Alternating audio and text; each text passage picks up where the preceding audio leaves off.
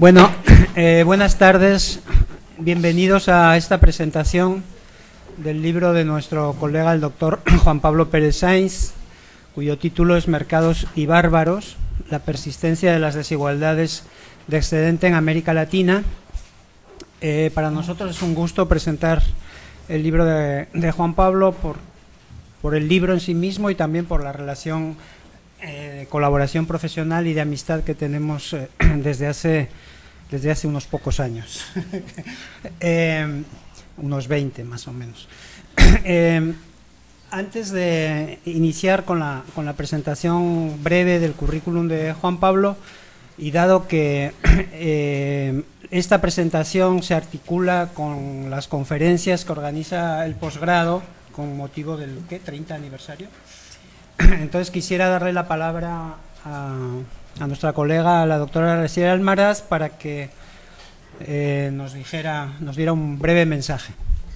Araceli, por favor.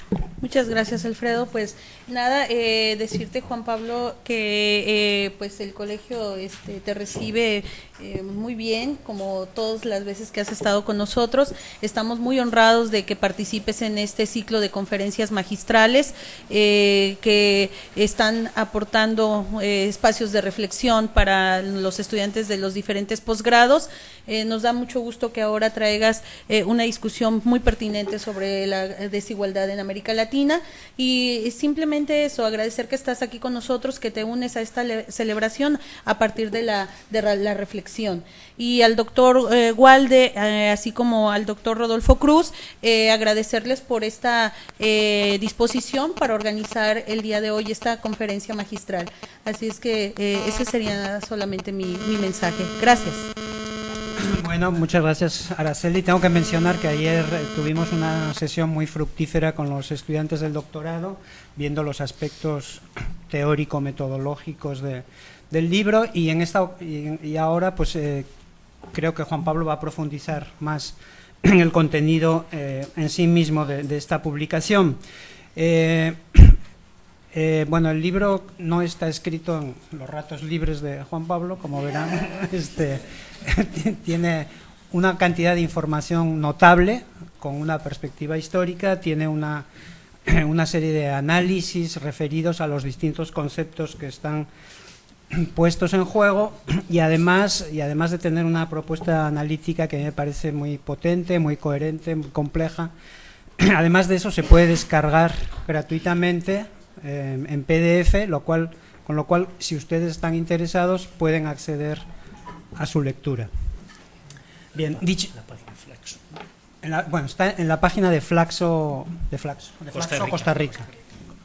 Entonces, bueno, ahora voy a sintetizar brevemente el currículum del doctor Juan Pablo Pérez Sainz, que es sociólogo, es investigador de Flaxo desde 1981, primero en Ecuador, después en Guatemala y desde hace como 20 años en Costa Rica. Juan Pablo tiene una maestría en sociología por la Sorbona de París y en estudios del desarrollo por el Instituto de Estudios Sociales de La Haya, y obtuvo su doctorado en economía en la Universidad Libre de Bruselas.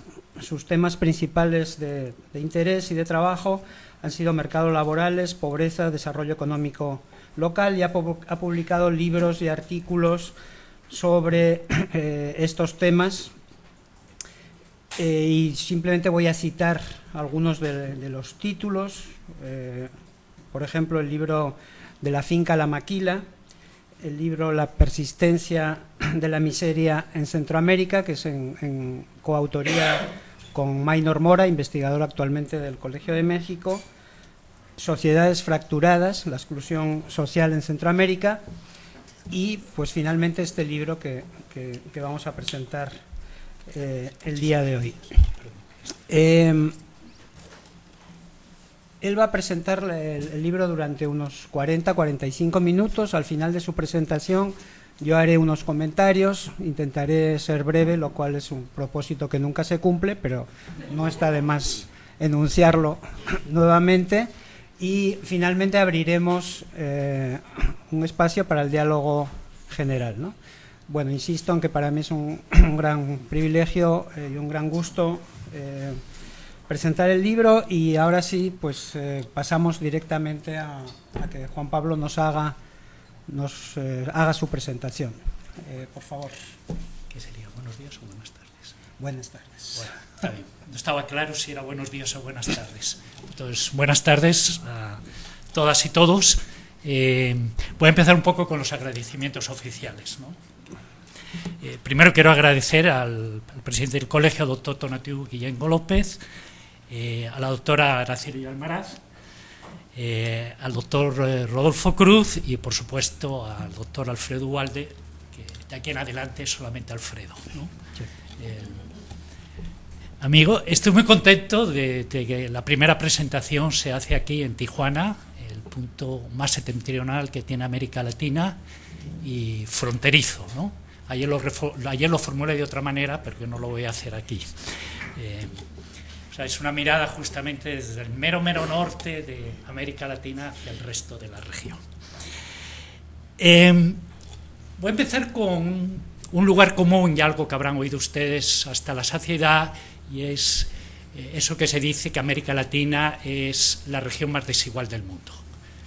Cuando eso se dice, no estamos hablando de cualquier tipo de desigualdad, estamos hablando de desigualdad de ingresos, y una desigualdad de ingresos entre hogares, porque normalmente la medimos a partir de las encuestas de hogares, y la medición más normal que se suele utilizar es el famoso coeficiente de Gini.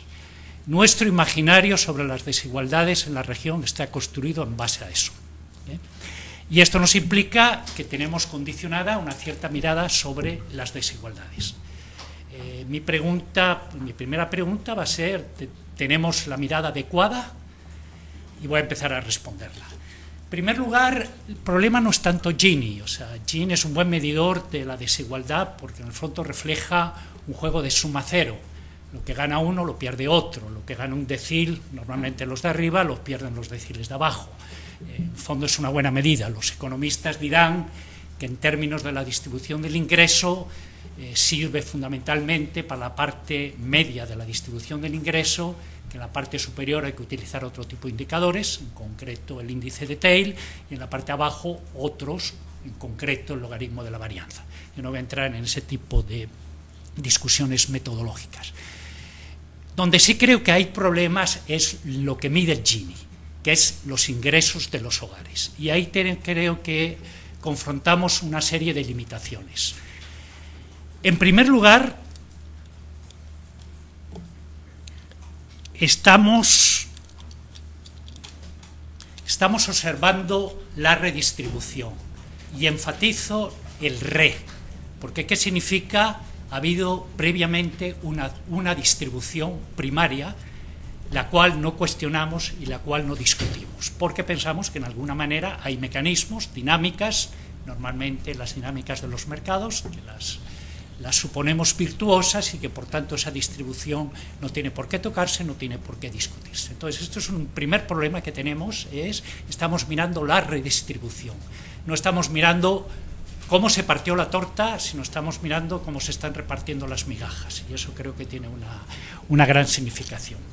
En segundo lugar, por la misma razón, estamos viendo desigualdades de resultados, y por tanto tenemos una mirada que no profundiza suficientemente sobre las causas. Eso no significa que a partir del Gini no se pueda explorar causas. El Gini se puede descomponer, hay distintos métodos de descomponer, y esa descomposición sí nos va a llevar a los procesos que generan ese tipo de ingresos y los resultados en términos de desigualdad. La tercera limitación es que estamos viendo desigualdades entre hogares, y en tanto que los hogares se entienden fundamentalmente como agregados de individuos, lo que estamos observando son desigualdades entre individuos.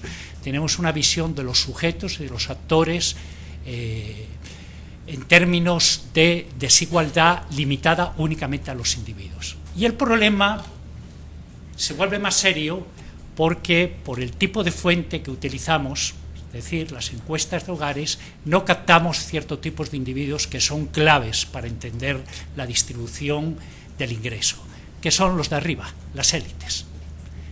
Como saben ustedes muy bien, las encuestas de hogares, la probabilidad de que alguien de la élite entre en la muestra, justamente porque estamos hablando de muy pocos individuos, es mínima. Lo que decía ayer a los estudiantes del doctorado, incluso aunque entre, si el encuestador o la encuestadora va a la casa, toca la puerta, no hay mucha probabilidad de que se la abran. Probablemente le sueltan el perro y el perro es el que contesta la encuesta, ¿okay? Pero incluso en lo mejor de los casos que pueda entrar, no le van a dar datos sobre orígenes de ingresos, sobre todo de capital. Es decir, tenemos unas limitaciones muy grandes. Y aquí es donde creo que puede ser muy útil Piketty, su afamado libro y su propuesta. Porque Piketty lo que nos propone es que en lugar de mirar a la desigualdad de ingresos a partir de las encuestas de hogares, deberíamos de mirar los datos fiscales, en concreto los datos de impuestos. En el texto de Piketty, quien lo haya leído, recordará que hay dos ejemplos sobre América Latina, de gente que ha trabajado la distribución del ingreso desde la propuesta metodológica de Piketty, que es el caso de Argentina y el caso de Colombia. En el caso de Argentina tenemos que el percentil superior, es decir, el 1% de arriba, habría acaparado durante la primera década del presente siglo aproximadamente como el 20% de la riqueza nacional.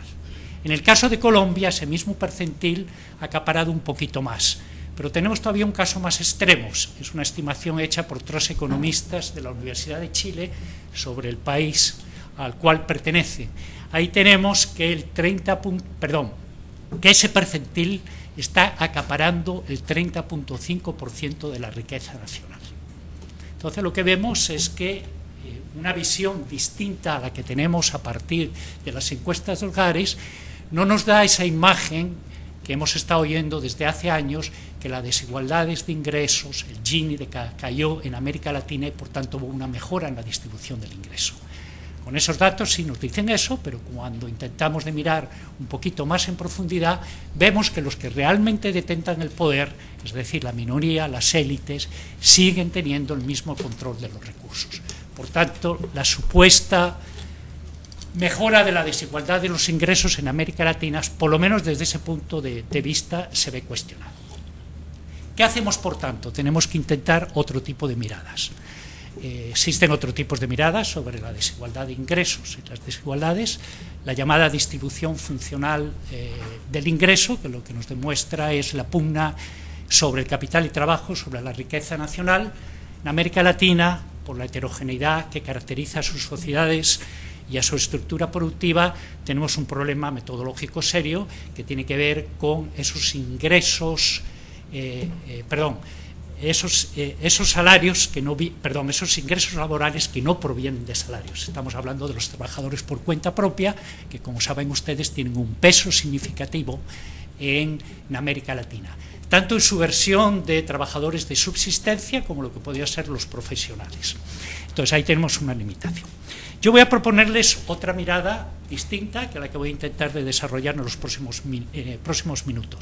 El esquema que tengo, que pueden ver ustedes ahí atrás, me va a poder ayudar. No sé si en algún momento me voy a referir a él, pero en alguna manera voy a decir cómo vamos a ir caminando a través de ese esquema. En primer lugar, la propuesta que quiero hacerles es: no miremos a la redistribución, sino miremos a la distribución. Es decir, miremos de cómo se ha cortado el pastel y no cómo se han repartido las migajas. Y mirar a la distribución implica que tenemos que focalizar nuestra mirada en eso que se llaman mercados básicos. ¿Qué son los mercados básicos? Aquellos donde se intercambian los recursos fundamentales de una sociedad. Estamos hablando de trabajo, estamos hablando de capital, estamos hablando de tierra y muy probablemente tendríamos que hablar también de conocimiento. Estos mercados básicos se caracterizan porque sus mercancías se han denominado como ficticias, ya que viene a colación un autor que es importante tomar en cuenta, que es Karl Polanyi, con su famoso texto La Gran Transformación, que nos decía que hay ciertas mercancías que no pueden funcionar en términos de la lógica de la autorregulación, es decir, producir para consumir, se consume más, se produce más, porque son mercancías que están incrustadas en entes cuyo producción puede llevar su deterioro. Me explico. El caso de la tierra, un uso intensivo de la tierra está incrustada en la naturaleza, puede llevar al deterioro de la naturaleza. El caso de la fuerza laboral, un uso intensivo de la fuerza laboral puede llevar al desgaste del ser humano. En el caso del dinero, puede llevar a la crisis de las instituciones que respaldan el dinero. Y creo que la actualidad de Polanyi es obvia hoy en día. Tenemos una crisis ecológica que me imagino nadie pone en cuestionamiento, ¿okay?, por la mercantilización que hemos hecho de la naturaleza y su uso intensivo. Tenemos una crisis desde a partir del 2008 que fundamentalmente es una crisis, entre otras cosas, una crisis financiera que debe en parte o ha sido originada en gran parte por la desregulación de las instituciones que controlaban ese tipo de mercados, y el mercado laboral, tanto en el sur como en el norte, y como veremos más adelante, está caracterizado por lo que se llama la precarización, que lo que lleva también es un desgaste de los trabajadores y de los seres humanos detrás de esos trabajadores.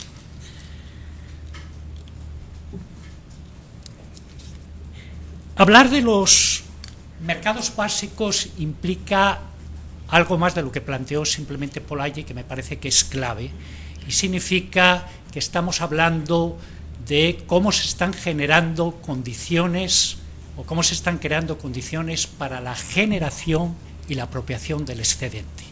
Aquí entra un tema, un viejo tema de la economía política, olvidado, pero que yo quiero recuperar, y lo recupero a partir de un autor que me parece que es el que ha ofrecido probablemente el marco analítico más novedoso e innovador en los últimos años, probablemente lo conocen ustedes, que es Charles Tilly y su libro Durable Inequality. ¿Okay? Charles Tilly lo que nos reivindica es justamente la centralidad del tema del excedente. Con esa centralidad del tema del excedente revitaliza esa tradición radical del pensamiento sobre desigualdades. En las desigualdades hay dos corrientes básicas: la liberal, que tiene sus orígenes en el pensamiento de Hobbes y otros autores de su tiempo, y la radical, cuyo origen es el pensamiento de Rousseau. Esta segunda, sobre todo por la crisis del marxismo a finales del siglo XX, había sido relegada. Tilly la recupera justamente planteando la centralidad del excedente. Y aquí, al hablar de la centralidad del excedente y que en los mercados básicos tenemos pugna sobre esas condiciones que generan, que permiten la generación, la apropiación del excedente, estamos introduciendo un sujeto social que no toma en cuenta el enfoque predominante hoy en día, que es el tema de las clases sociales. Eso es un tema que también se recupera con la propuesta de esto que se llama de Tilly, lo cual no va a implicar que tengamos que retornar al viejo reduccionismo sociológico. Aquí la gente que peina canas, que están aquí, se recordarán que en aquellos tiempos todo había que explicarlo en términos de clases. Hoy no, tenemos que tomar en cuenta a los individuos, eso es una realidad que existe, y vamos a tener en cuenta algo que más tarde me referiré, que son los pares categóricos, oposiciones entre categorías de género, edad, territorialidad, etnicidad, raza, etc. Entonces, como ven ustedes, hemos operado un giro bastante importante a partir de las dos preguntas básicas que uno tiene que plantearse en términos de desigualdad, que es desigualdad de qué y desigualdad entre quiénes. Las respuestas que teníamos al inicio y las respuestas que tenemos a partir del enfoque predominante que manejamos es que el qué es desigualdad de ingresos y el entre quiénes son individuos. Las respuestas que damos desde esta revitalización de la tradición radical es poder en los mercados básicos para generar y apropiar el excedente, y esto es una pugna no solamente entre individuos, sino también entre clases sociales y entre pares categóricos. Entonces voy a intentar desarrollar esas dos respuestas que damos desde la perspectiva radical.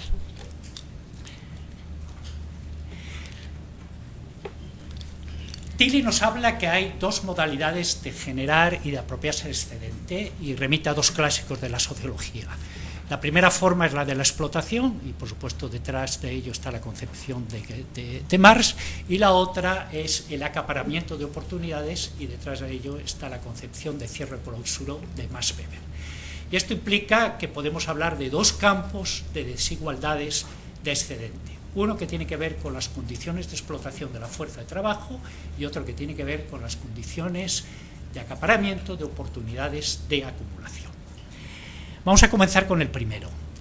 El primero, la pugna en ese campo tiene que ver con la dicotomía entre trabajo y empleo. Y aquí pueden ver ustedes ya, se pueden orientar por el esquema. Estamos en esta parte del esquema. ¿Okay? La pugna entre trabajo y empleo nos remite a una distinción de Robert Castell, que entiende el empleo como trabajo con estatuto no mercantil. Es decir, es un trabajo que tiene garantías no mercantiles o garantías sociales, lo que alguien llamaría empleo de calidad. La distinción sería empleo de calidad, o como quieran ustedes llamarle. A mí prefiero la distinción de Castell entre de trabajo y empleo. Un campo de desigualdad caracterizado por el predominio del trabajo significa un campo de desigualdad asimétrico, donde el poder del capital no está cuestionado. Un campo de desigualdad en el cual ya ha habido reivindicaciones dinámicas y luchas obreras que han logrado imponer ciertos derechos, implica que es un campo donde se ha generado empleo y por tanto la asimetría ha sido relativizada y el poder del capital hasta cierta manera ha sido cuestionado. Entonces, en margen de esa dicotomía, que vamos a reflexionar un poco ya sobre América Latina. Y voy a empezar ubicándome históricamente en el caso de la crisis de la deuda de los años 80 del siglo pasado. Eso es conocido como la crisis de la deuda externa, que lo que mira fundamentalmente es América Latina hacia afuera, pero esa crisis tuvo también su mirada hacia adentro y sus consecuencias hacia adentro. Hubo un ajuste interno, ese ajuste interno fue fundamentalmente laboral. Tanto Alfredo como yo llegamos en ese momento y lo hemos sufrido en carne propia, lo que significó el ajuste laboral, con lo que implicó con reducciones salariales muy significativas. ¿Qué implicó eso? Implicó fundamentalmente la crisis de eso que todavía llamamos empleo formal. Un empleo que en América Latina surge con el empleo público, se extiende también a cierto tipo de empresas fundamentalmente grandes, implicaba empleo en el sentido de la propuesta de Castell, y parte de ese estatuto no mercantil de garantías o de garantías no mercantiles, clave era el acceso al sistema de seguridad social. Ese tipo de empleo es el que va a estar cuestionado con la crisis de los años 80.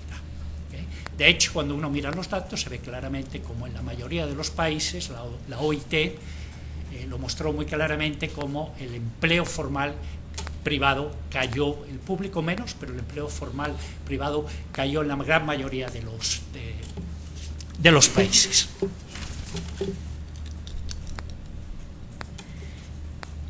Y eso se debe fundamentalmente porque los procesos de ajuste estructural que empezaron a implementarse en América Latina implicaron la apertura. Hay que recordar que de esos paquetes de ajuste estructural, la piedra angular, como nos lo señaló muy bien Víctor Bulmer Thomas, fue justamente la apertura comercial.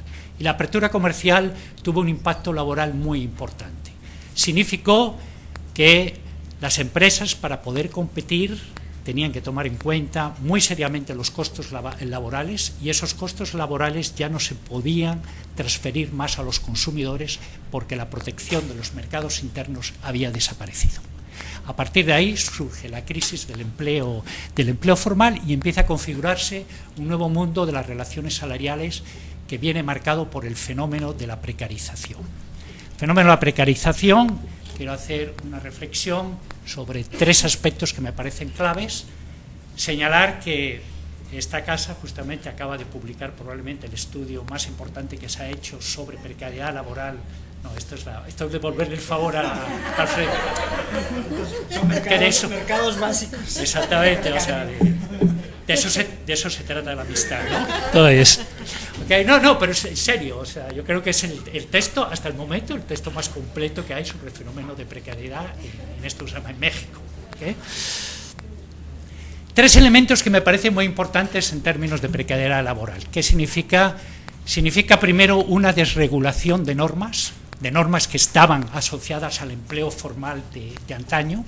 En los años 90 en América Latina se dio una gran discusión, por un lado Banco Mundial y por otro lado OIT. El Banco Mundial lo que nos hablaba es que los mercados en América Latina eran rígidos, utilizando un término peyorativo, y que por tanto lo que se necesitaba era mayor flexibilidad, término lisonjero, ¿no? Vemos ahí también cómo el lenguaje juega en términos de qué es bueno y qué es malo. Y bien interesante, el Banco Mundial en aquel entonces ponía 2 ejemplos a seguir en América Latina. Uno era el Perú de Fujimori y el otro era el Chile de Pinochet. Entonces ahí nos estaba dando pistas de cómo se debía de obtener la desregulación. Un segundo elemento que me parece que es importante es que, por supuesto estaba la posición de la OIT, que la OIT lo que nos decía, no, en la gran mayoría de los países de América Latina ha habido ya reformas laborales y podemos hablar a nivel de la región de que la reforma laboral se ha implementado. ¿Okay? Ha habido suficiente flexibilización del mercado laboral. Independientemente de lo que hayan sido las regulaciones, hay algo muy importante, que es una constante en América Latina. Una cuestión son las leyes y otra cosa cómo se implementa. Es decir, independientemente de que hubiera habido desregulación, en general en la región se dio desregulación de facto.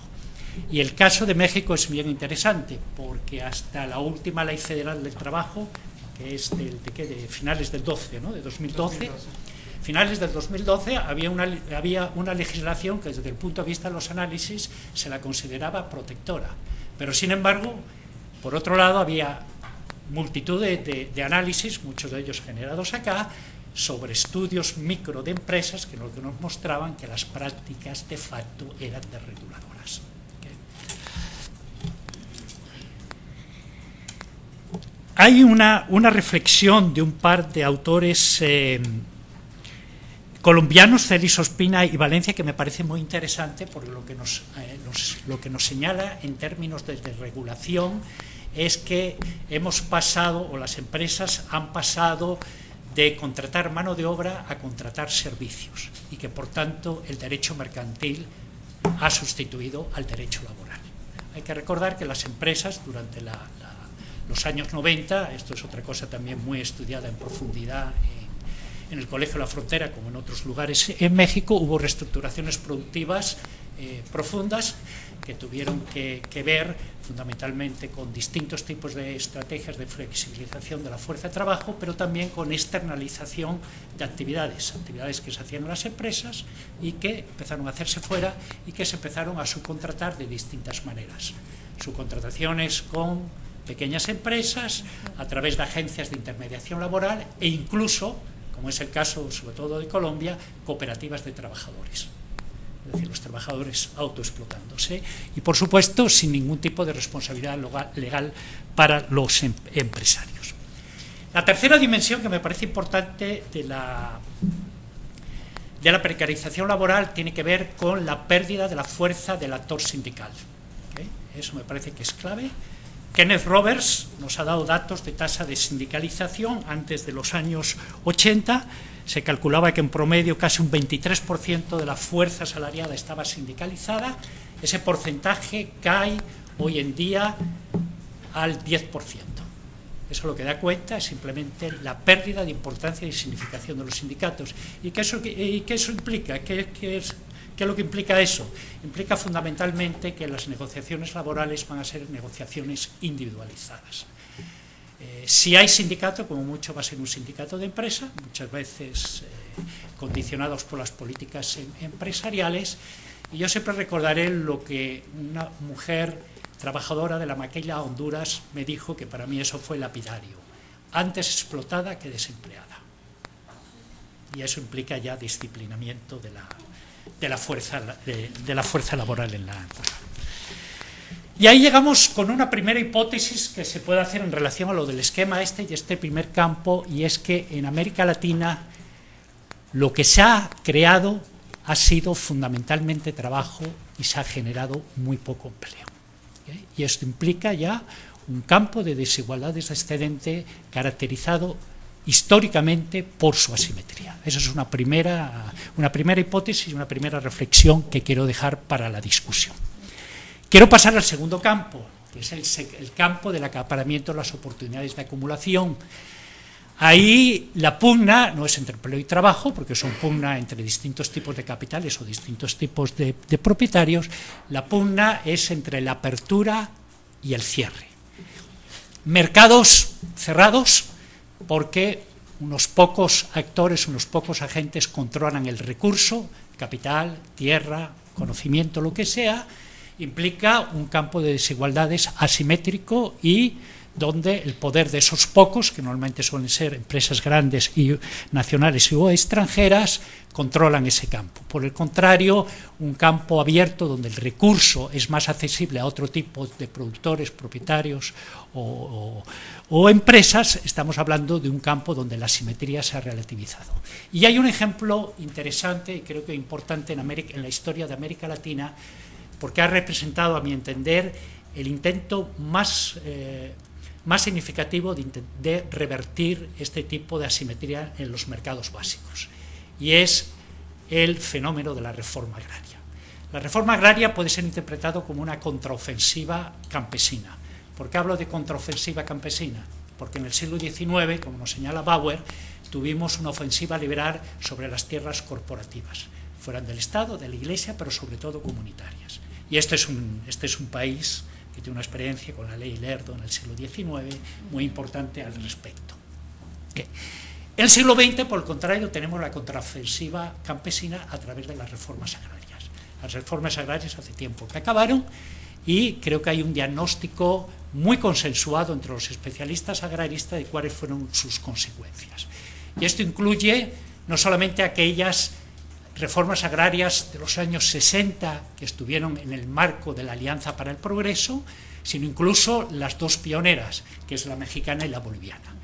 El diagnóstico es el siguiente, las reformas agrarias sirvieron fundamentalmente para modernizar la hacienda, para desarrollar el capitalismo en el agro y generaron una estructura dual, por un lado de un sector moderno, en muchos casos orientado hacia la exportación, y un sector de subsistencia que acogió la gran mayoría del campesinado. Ese es un diagnóstico y es un diagnóstico muy consensuado. ¿Qué hay detrás de eso? Detrás de eso que hay es el tremendo poder de las élites. Cómo las élites pudieron bloquear probablemente el intento más importante que ha habido en la historia de América Latina para cuestionar este tipo de desigualdades. Por eso no es de extrañar que los ajustes estructurales que hubo en América Latina probablemente hayan sido los más drásticos de la historia y del planeta. Habrá que ver lo que está pasando hoy en día en Europa del Sur, si los griegos, españoles, portugueses, incluido también los irlandeses, ese tipo de procesos de ajuste estructural alcanzan la drasticidad que tuvieron en América Latina. Y esto lo que nos habla es del poder de las élites. Luis Reigadas, que lo conocerán ustedes, antropólogo mexicano, que tiene un libro muy interesante sobre desigualdades, habla justamente de la persistencia de las élites, de ese poder de las élites que es tan difícil de cuestionar en nuestra región. Hoy en día, con la globalización, el acceso a las oportunidades de acumulación se ha vuelto incluso mucho más difícil. El acceso al conocimiento viene muy condicionado por el hecho del control que se tiene en los grandes capitales y especialmente las multinacionales sobre las patentes. El acceso a la tierra, nos encontramos con una doble dinámica que es importante señalar. Por un lado, una extranjerización de tierras, probablemente no sé cómo es el caso de México, pero datos que hay sobre Argentina, Uruguay, Colombia, Paraguay, nos habla de la importancia de acaparamiento de tierras por parte de capitales extranjeros. Probablemente después del este de Asia, América Latina es el país donde este fenómeno está sucediendo, y algo que no es ajeno a todo el problema de la seguridad alimentaria a nivel global. Pero incluso tal vez más importante que la extranjerización de la tierra es la auténtica ofensiva que hay sobre el subsuelo, todo el problema del extractivismo, que esto sí es un tema de mucha relevancia en México y en el resto de América Latina.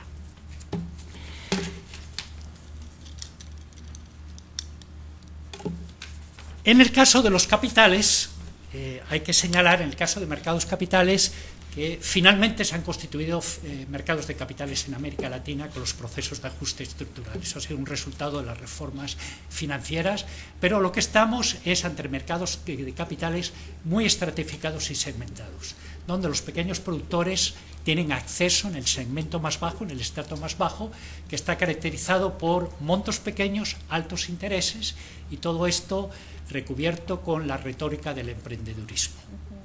Eso es, hay un autor, Alberto Mayol, chileno, que ha hecho una crítica feroz del modelo neoliberal chileno, y nos habla justamente del emprendedurismo como una especie de imperativo ético del neoliberalismo.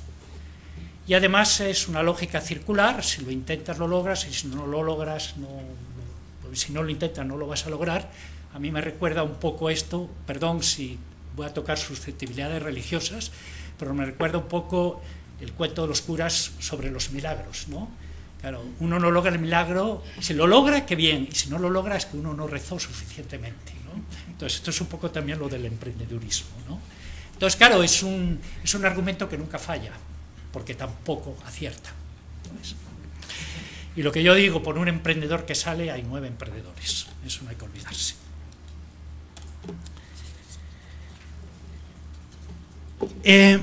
Entonces lo que tenemos es estas dificultades de acceso a las oportunidades de acumulación. Lo que nos ha constituido ha sido un polo globalizador, donde el acceso está dificultado, un polo globalizador que en el libro analizo a través del concepto de trama productiva, que supongo que a Jorge Carrillo le debe sonar algo, ¿no?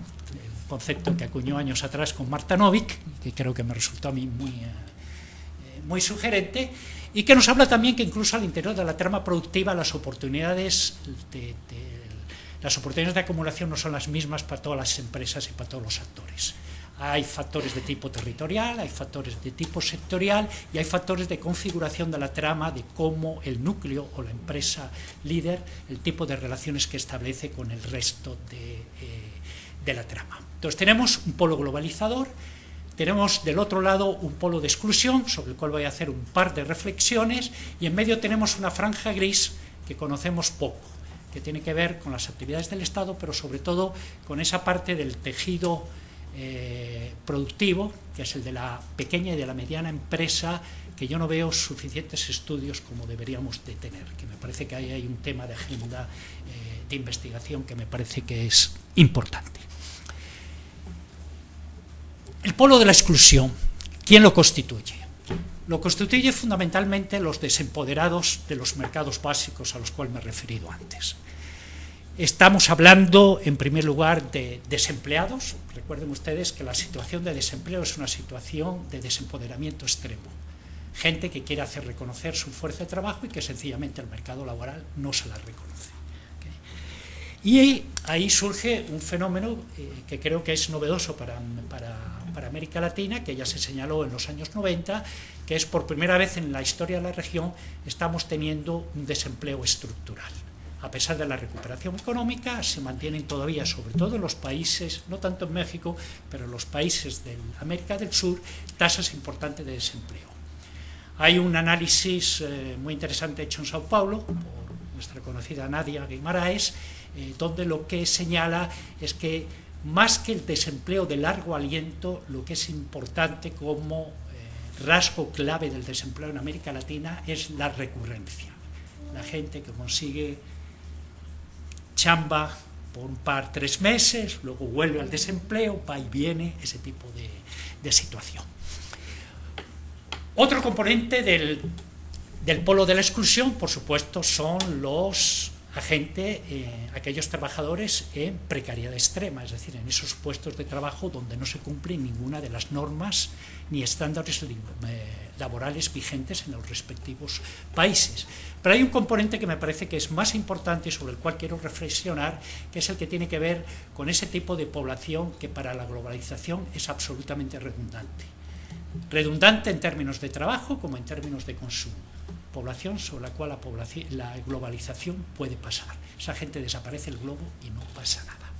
Y ahí hay un concepto de la tradición sociológica latinoamericana que viene de la teoría de la dependencia que creo que vale la pena rescatar, que es el concepto de masa marginal que José Nun acuñó en 1969. Un concepto que probablemente en aquel tiempo no tenía mucha pertinencia y que le llevó a un debate juntamente con Fernando Enrique Cardoso, cuando Cardoso afortunadamente se dedicaba únicamente a la sociología y no a otras cosas. Y me parece que el concepto de Pepe Nun nos habla justamente de ese tipo de población. Son auténticos condenados de la tierra, ¿no? Utilizando la famosa expresión de Frantz Fanon. Y quiero hablar quiero hacer una breve reflexión sobre dos expresiones de esa masa marginal. La primera es algo que no me voy a extender mucho porque es uno de los temas privilegiados del colegio, que tiene que ver con el problema de los migrantes. Pero si quiero hablar en términos de migración, en términos del ir y venir entre la exclusión y la inclusión, ¿no? Son excluidos, probablemente ya con las nuevas generaciones de migrantes hay que matizar lo que quiero decir, pero sobre todo con las primeras generaciones de estos emigrantes, son perdedores del ajuste estructural. Son aquellos, sobre todo si uno piensa, por ejemplo, en áreas rurales, campesinos que no fueron capaces de hacer la transformación al agricultor de exportación y que se vieron condenados en la subsistencia, y la única manera de poder salir de eso fue justamente la migración. La historia está llena de sorpresas, y una de las sorpresas es que esos perdedores, por lo menos en algunos países, se volvieron imprescindibles a través de las remesas. Hay países en Centroamérica donde las remesas implican en la balanza de pagos mucho más que las importaciones, o un país como Guatemala, donde el monto de remesas representa 7 veces el monto de la inversión extranjera. O sea, estamos hablando a la gente que si no ha habido migrantes, si no ha habido remesas, países hubieran desaparecido del mapa, ¿no? Entonces ahí tenemos ahí un juego, además, desde el punto de vista del discurso del poder, muy cínico, porque los perdedores de antaño se convirtieron en héroes globalizadores del presente. Pero hay una segunda manifestación que creo que es mucho más inquietante, de respuesta a la exclusión, que tiene que ver con la transgresión delictiva. Y ahí hay dos manifestaciones, que esto, por supuesto, no agota las múltiples expresiones de la violencia, pero sí liga el tema de la exclusión con el tema de la violencia. Uno tiene que ver justamente con el problema de precarización laboral, las bajas remuneraciones y la presión que tienen ciertos grupos poblacionales con el consumismo, un elemento clave de la globalización que más tarde venderé. Simplemente se complementan los ingresos para poder satisfacer esas necesidades consumistas a través de acciones delictivas. Y muchas veces para la persona que delinque, la barrera entre lo que es, lo que es legal y lo que es ilegal deviene absolutamente borrosa. Esa es una primera expresión. Afecta mucho a los jóvenes, pero cuidado, ni todos los jóvenes son delincuentes, ni todos los delincuentes jóvenes, ¿okay? La segunda tiene una expresión territorial y tiene que ver con el abandono de territorios por parte del Estado en los procesos de ajuste estructural. Y ahí tenemos, por un lado, lo que pueden ser áreas urbanas marginales, abandonadas por el Estado, donde las instituciones del Estado han salido, y la emergencia de actores violentos que acaparan y monopolizan la coerción y, por tanto, se erigen en auténtica autoridad de esos territorios. Son casos de pandillas juveniles, combos en esto se llama en Colombia, las temibles maras en Centroamérica, pero también hay territorios regionales, de antiguas regiones de colonización de los años 70, 60 y 70, que fueron abandonadas por el Estado y donde han sido lugar de surgimiento justamente del narcotráfico. Y hay las dinámicas de inclusión, porque por supuesto a todo el mundo que se le excluye intenta regresar a través de dinámicas de exclusión, no es por la puerta grande como los migrantes con la revesa, es por abajo, horadando los cimientos de la sociedad. Entonces ahí tenemos dos expresiones de las desigualdades que son muy inquietantes. Hasta aquí lo que he venido hablando son sobre clases sociales. He dicho que no me voy a limitar a clases sociales, que hay que incorporar individuos, y me voy a mover hacia la parte de abajo, donde aparecen ahí los individuos, y me parece que es el... Ahí esto, si quieres tú lo sabes utilizar, porque no se utiliza.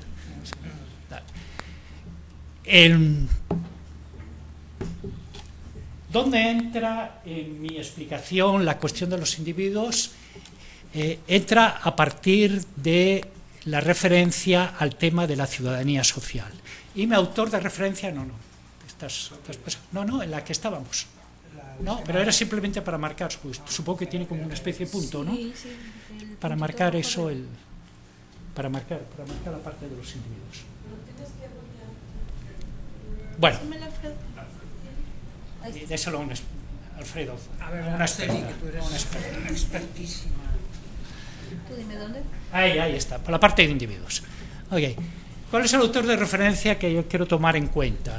Es el caso de Thomas Marshall.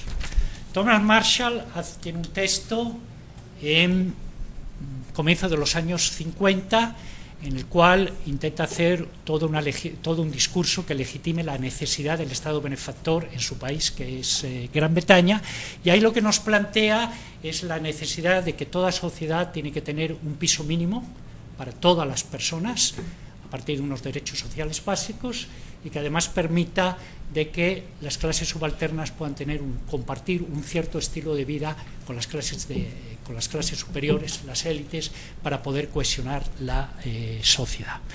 Y Marshall lo que nos hace es una reflexión que cuando tenemos ese piso mínimo constituido y por tanto desarrollado lo que él va a llamar ciudadanía social, la ciudadanía social se puede convertir en la arquitecta de la legitimación de las desigualdades.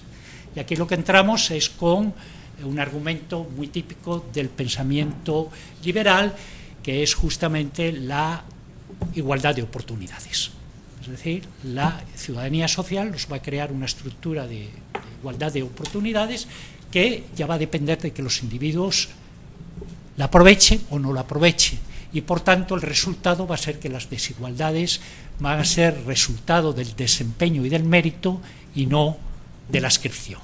¿Okay?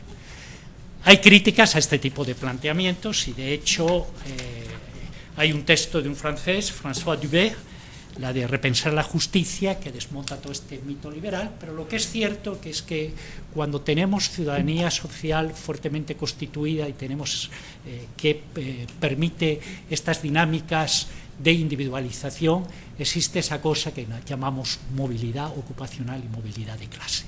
Se pueden traspasar las fronteras que separan a las clases.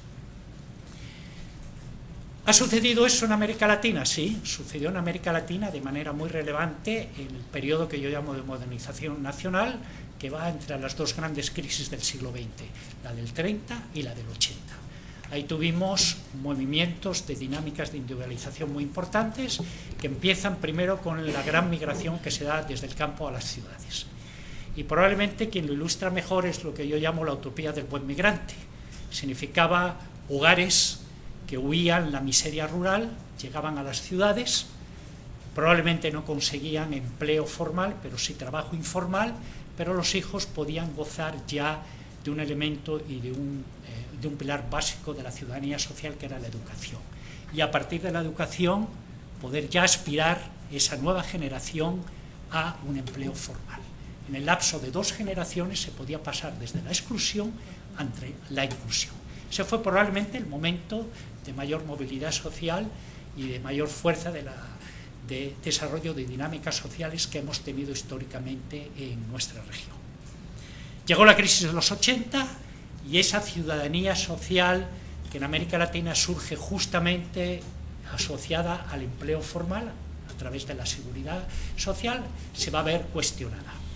Hablemos tenemos que señalar, y me parece que es importante, que se trata de una ciudadanía social que no fue universal. Cuando miramos la historia de América Latina, vimos que ese fenómeno del empleo formal y de la ciudadanía social que traía el empleo, que ha asociado al empleo formal, acaeció fundamentalmente en países de modernización temprana, Argentina, Chile, Uruguay, o de modernización dinámica, México, Brasil o Colombia. En el resto de los países ese proceso fue mucho más limitado. Fue un proceso que excluyó la población rural y dentro de la población urbana no benefició a todo el mundo. Entonces hay que tener claro de que hablamos de una ciudadanía social que no fue universal. Y eso fue además parte de la crítica y del replanteamiento que se hace con el nuevo modelo neoliberal en términos de política social y la problemática de la focalización. A partir de los años 80 y de la década de los 90, esa ciudadanía social ligada al empleo formal va a sufrir una transmutación, una metamorfosis profunda a través de 3 procesos. El primer proceso es la mercantilización de los 2 componentes de la seguridad social.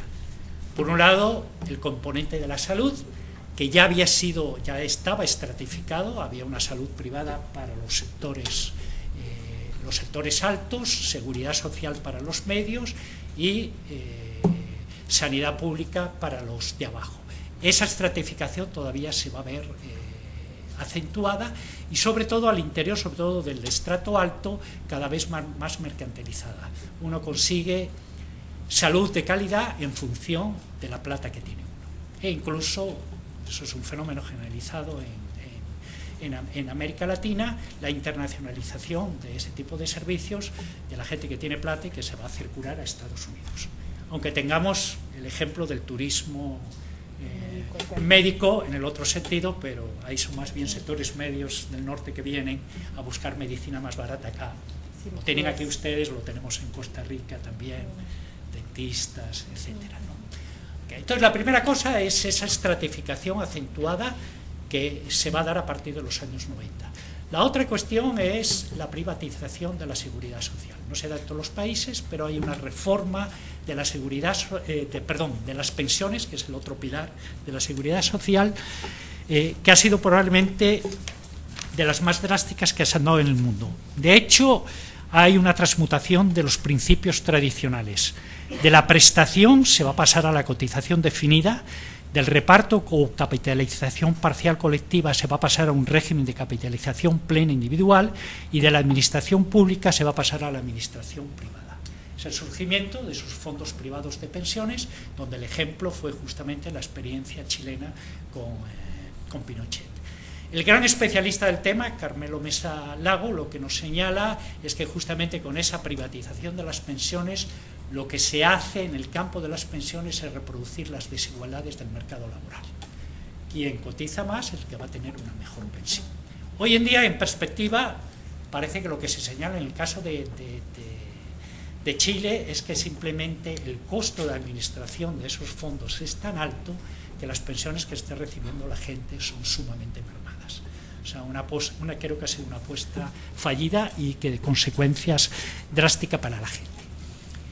La segunda transformación que hace el neoliberalismo de la ciudadanía social es algo sobre lo cual yo insisto mucho y tiene que ver con un cambio radical en términos de política social. Yo lo llamo la invención de la pobreza. Esto puede resultar muy chocante y voy a intentar explicarlo. No estoy diciendo que no haya pobres, ¿okay? Lo que intento decir es cómo el neoliberalismo ha mirado el tema de las carencias y el planteamiento que ha hecho. Y es un planteamiento fundamentalmente no relacional. Definimos pobres y no pobres en función de los estándares que nos fijan los expertos. Estándares fijados con grandísima rigurosidad. Y en América Latina lo que hemos tenido es una discusión de lo más rica y más compleja metodológica sobre la pobreza. Lo que no hemos tenido es una discusión conceptual sobre la pobreza. Y lo que estamos es con una concepción de las carencias no relacional. Y eso tiene una consecuencia muy importante, es que de la cuestión social estamos evacuando el tema del poder y el tema del conflicto. O sea, tenemos una concepción despolitizada de lo social. Por eso la pobreza es un tema tan políticamente correcto. ¿Okay? ¿Por qué? No arriesgamos nada hablando de pobreza. En la concepción, el sentido común, gente que habrá hecho trabajo de campo y sobre todo entrevistas a hogares en esto se llama en condiciones de carencia, si ustedes preguntan ¿por qué es usted pobre? La respuesta, el sentido común es inmediato: yo soy pobre porque hay ricos. Tienen una concepción relacional del fenómeno. Los que no entendemos somos nosotros, ¿no? Los cientistas sociales, que lo estamos definiendo respecto a los estándares y no respecto a los actores sociales. Y eso lo que ha creado ha sido pues una concepción de la ciudadanía social en el fondo vacía, porque no hay un sujeto. Ustedes no me pueden mostrar ni un solo ejemplo en América Latina donde haya habido un movimiento social basado en la identidad de pobreza. Ustedes tendrán movimientos sociales de actores que están pidiendo tierra, pero ahí lo que tienen es una identidad campesina, que están pidiendo servicios básicos urbanos, lo que tienen ustedes es una identidad de poblador urbano, etcétera, etcétera.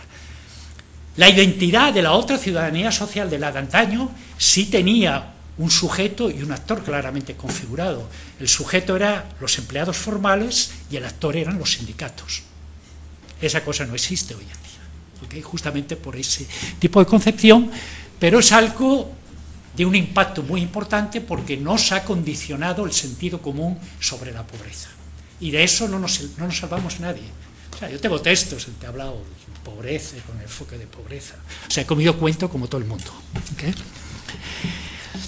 El tercer elemento que me parece importante en términos de ciudadanía social tiene que ver con ese traslado que hacemos del foco, del locus de la ciudadanía social, que antes estaba en el mundo de la producción, en el mundo del trabajo, en el mundo de la empresa, al mundo de la reproducción y al mundo del hogar.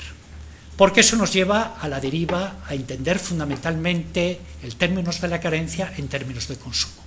Y eso lleva a la deriva del consumismo. Es decir, de alguna manera estamos pasando del individuo ciudadano al individuo consumidor. Este es un tema que a mí me parece que es fundamental. Desgraciadamente, y lo hablábamos ayer con Alfredo, hay muy poca gente que trabaje el tema del consumismo. Y me parece que es un mecanismo clave de hegemonía del orden neoliberal. Estoy hablando de orden, no de tanto de modelo neoliberal, que eso tiene mucha discusión, sino de orden neoliberal en el sentido de una visión de la sociedad, de valores que condicionan los comportamientos. Bueno, esto me va a llevar a una tercera hipótesis que tiene que ver con la cuestión de los individuos. Teníamos una primera hipótesis que nos decía en América Latina lo que se ha creado es trabajo y no empleo. Una segunda hipótesis sobre el otro campo, que lo que nos decía en América Latina las oportunidades de acumulación han estado acaparadas históricamente por unos pocos. La tercera hipótesis lo que me va a llevar es que en América Latina no hemos tenido dinámicas vigorosas de individualización porque la constitución de ciudadanía social ha sido limitada históricamente en nuestra región. Y voy a la última parte, porque creo que ya estoy cumpliendo el tiempo. Hay una parte que quería hablar sobre postneoliberalismo, pero la voy a dejar. De todas maneras, Alfredo me va a preguntar seguro algo sobre eso, entonces voy a poder responder, que tiene que ver con algo que por lo menos yo me lo creo que puede ser en la propuesta, en esta propuesta que hago, que puede ser como un valor agregado a lo que se ha venido diciendo, y es introducir introducir la dimensión sociocultural en esta explicación de las desigualdades. Y esto nos va a llevar al tema cómo las sociedades procesan diferencias. Toda sociedad tiene diferencias de sexo, de cultura, de fenotipo, de lugar, de lo que quieran ustedes, y esas diferencias hay que procesarlas. ¿Okay? En América Latina ha habido 3 modalidades de procesamiento de las diferencias, puede ser que ha habido más, pero a mí me han interesado fundamentalmente 3, que son las siguientes. La primera es un procesamiento a través de la inferiorización. Ahí de lo que estamos hablando es que la categoría dominante subordina a la subalterna de manera extrema, invocando la naturalización de la diferencia. Ahí lo que tenemos es la diferencia de sexo se nos convierte en desigualdad de género, La diferencia fenotípica se nos convierte en desigualdad racial, la diferencia cultural se nos convierte en desigualdad étnica, la diferencia de esto que se llama de lugar se nos convierte en una desigualdad territorial. ¿Okay? Y expresiones, sexismo, racismo, xenofobia, etcétera, etcétera, son expresiones justamente de ese procesamiento de las diferencias desde la lógica de la inferiorización. Contrario a ello, en el polo opuesto tenemos un procesamiento que, por el contrario, lo que hace es reconocer la diferencia. ¿Okay? Normalmente suele ser producto de la lucha de los de abajo, de los subalternos, por hacerse reconocer. Raramente es una concesión gratuita de los de arriba. ¿Okay? Y en medio tenemos algo que podemos llamar, que llamaríamos una cierta hibridación, que es un producto consexuado y que tiene que ver con una lógica de asimilación, que normalmente es una oferta que hace la categoría superior, la categoría dominante, a la subordinada en términos de asemejarse. Es decir, te reconozco si te asemejas a mí, si intentas ser igual que yo, te reconozco. ¿Okay? Puesto en términos de una metáfora, en términos de modalidades del café italiano, a mí me gusta mucho el café, y relacionado justamente a las diferencias fenotípicas. No estamos hablando tanto de un macchiato, sino estamos hablando más bien de un latte, ¿no? Es decir, se trata de leche con un poquito de café, ¿okay? Y no de café con un poquito de leche, ¿no? ¿Okay? Entonces esa es la similaridad. Esta vía ha sido importante en América Latina. Esta es la vía que nos va a ligar con el problema del mestizaje, que ha sido un proceso ha sido una vía de procesamiento de las diferencias muy importante en América Latina y en el fondo la que se generaliza en el siglo XX. ¿Por qué esta cuestión de las diferencias es importante? Porque dependiendo de cómo se procesen las diferencias se van a poder constituir pares categóricos o no. Okay. Si lo que va a predominar es un proceso de inferiorización o un proceso de asimilación con ofertas poco generosas, que en el fondo es una inferiorización implícita, el procesamiento de las diferencias va a constituir pares categóricos claramente constituidos y asimétricos. Hombres y mujeres con derechos distintos. Ciudadanos de primera, ciudadanas de segunda. No indígenas e indígenas, ciudadanos de primera, ciudadanos de segunda. Blancos y afrodescendientes, lo mismo. ¿De acuerdo? Si por el contrario lo que va a predominar es una lógica de reconocimiento, los pares categóricos tienden a ser difusos, no significa que desaparece, pero tienden a ser difusos y la constitución de la distancia entre las categorías tiende a reducirse. ¿Cuál es la importancia de todo eso? De que en el segundo caso tenemos la posibilidad de constitución de ciudadanía. En el primer caso las posibilidades de constitución de ciudadanía son muy limitadas y lo que vamos a tener son construcciones restringidas de ciudadanía. Y si tenemos ciudadanía, recuerden vean ustedes, si la cosa va por aquí, con reconocimiento vamos a tener ciudadanía. ¿Okay? Y esto va a implicar dinámicas de individualización que pueden relativizar las asimetrías de clase en los mercados básicos. Si por el contrario lo que tenemos es el predominio de la inferiorización, no vamos a tener constitución de ciudadanía, vamos a tener una constitución, una constitución muy limitada de ciudadanía y por el contrario la configuración de pares categóricos fuertemente constituidos. Pero aquí hay algo adicional que es importante: cómo los pares categóricos entran en los mercados básicos. Y hay tres elementos importantes o tres fenómenos a tomar en cuenta. El primero es lo que llamo segregación primaria. Puede ser que las categorías subalternas sencillamente tengan el acceso vedado a los mercados básicos. Piensen ustedes en mujeres de sectores medios o en mujeres de sectores altos que históricamente han tenido grandes dificultades de acceso al mercado laboral. Otro ejemplo que podemos pensar que es el de la cuestión de los esclavos emancipados, en el caso del sur del Brasil, en el sureste de Brasil, con el comienzo del boom cafetalero en la región de Sao Paulo, que no fueron incorporados a la nueva actividad cafetalera. Los que van a ser incorporados son migrantes que vienen de Europa, que son totalmente marginados.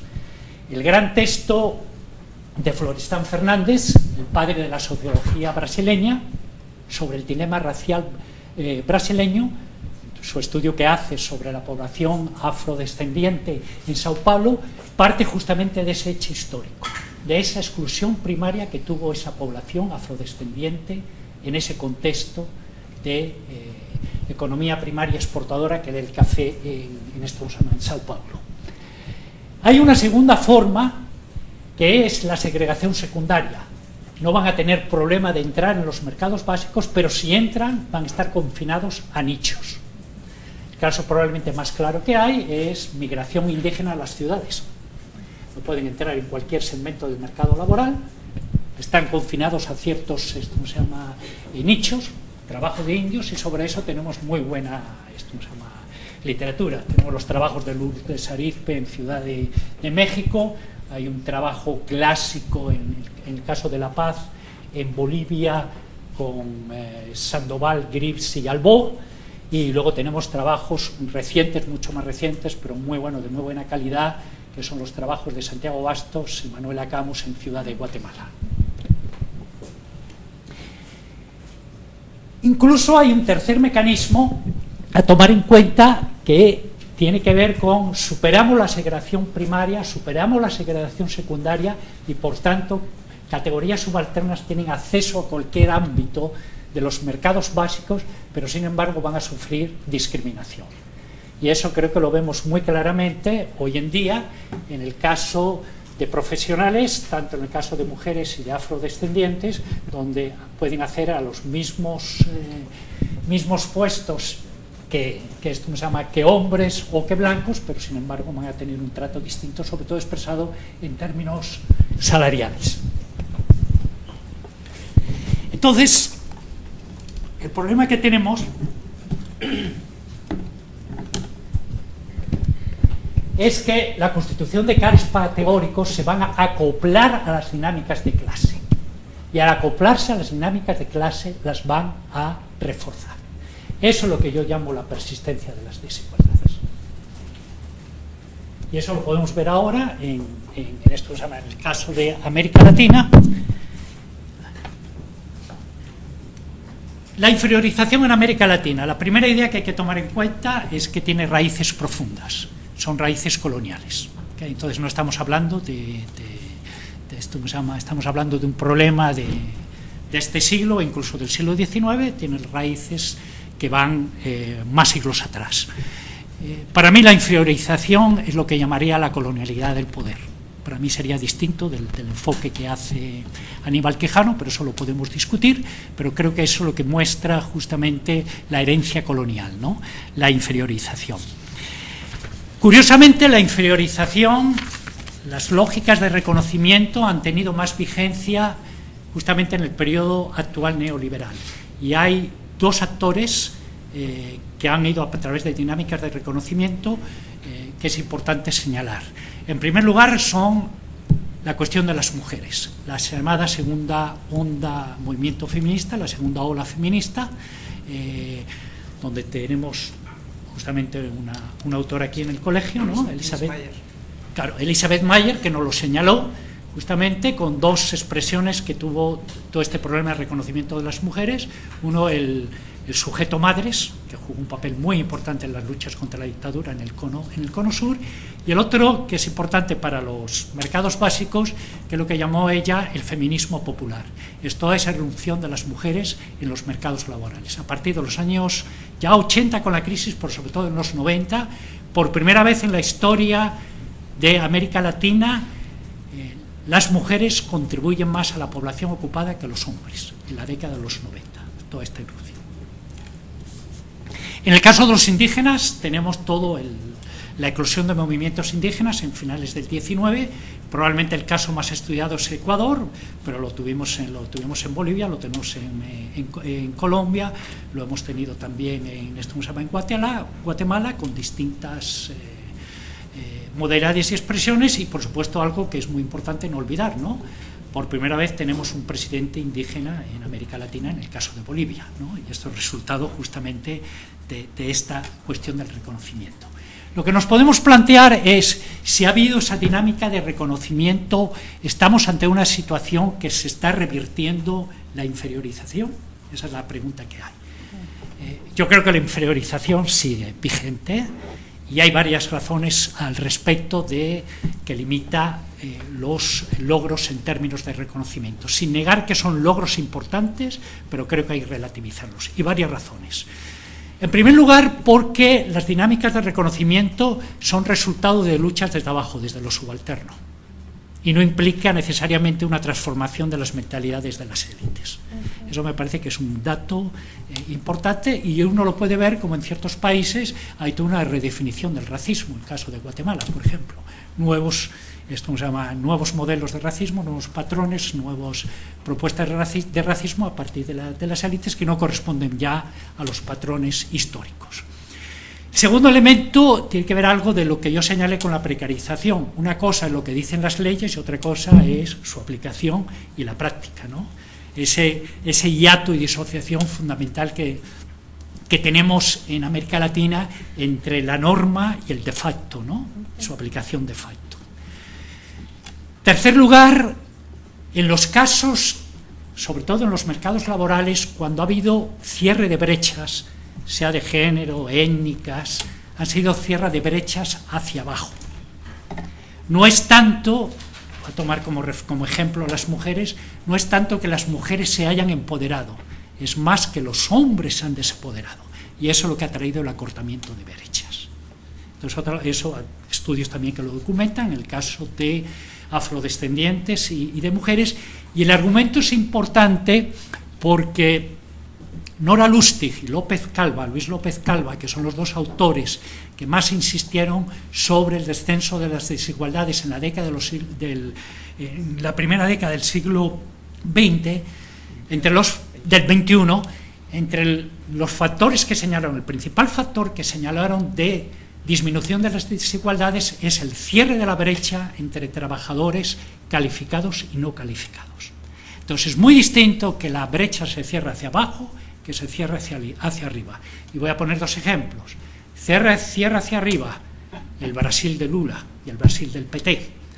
Un incremento del orden casi de duplicar el salario, el salario mínimo, además de otros tipos de condiciones, de mejora de las condiciones laborales. Cierre hacia abajo, me parece que es el caso de México. En México ustedes pasan de un mercado laboral que hacia finales de los años 90, un predominio de la mano de obra no calificada, a un mercado laboral donde hoy en día lo que predomina es mano de obra calificada. Ahí lo que ustedes pueden preguntarse es: ¿ese cambio en la oferta de la mano de obra ha sido acompañado por un cambio en términos de la estructura socioproductiva de la misma magnitud? Probablemente la respuesta es no, ¿no? Y que por tanto la gente, si no quiere quedarse en mano de obra calificada, no quiere quedarse desempleada, va a tener que aceptar trabajos que no correspondan a los credenciales que han ganado. La brecha se cerró para abajo. Que se cierre para arriba o para abajo implica que el ganador o los perdedores son distintos. Si es para arriba, hay un perdedor relativo, que es por supuesto el empresario, el que contrata a los trabajadores. Perdedor relativo, los empresarios nunca pierden. Si se cierra para abajo, los perdedores son los trabajadores. Entonces, esto es otro elemento muy importante a tomar en cuenta en brechas. El cuarto elemento tiene que ver con procesos de autoexclusión de grupos subalternos. Procesos que se han dado en términos, sobre todo en los indígenas, de generar espacios étnicos cerrados. Y el quinto es que estos logros en términos de ciudadanía se han visto desvalorizados y devaluados por la primacía y la centralidad que tiene el consumismo hoy en día en nuestras sociedades. Lo que importa es el individuo consumista y no tanto el individuo ciudadano. Bueno, ya voy cerrando, me Me he pasado la hora, ¿no? Me he pasado la hora, ¿no? Y perdone, tanto rollo.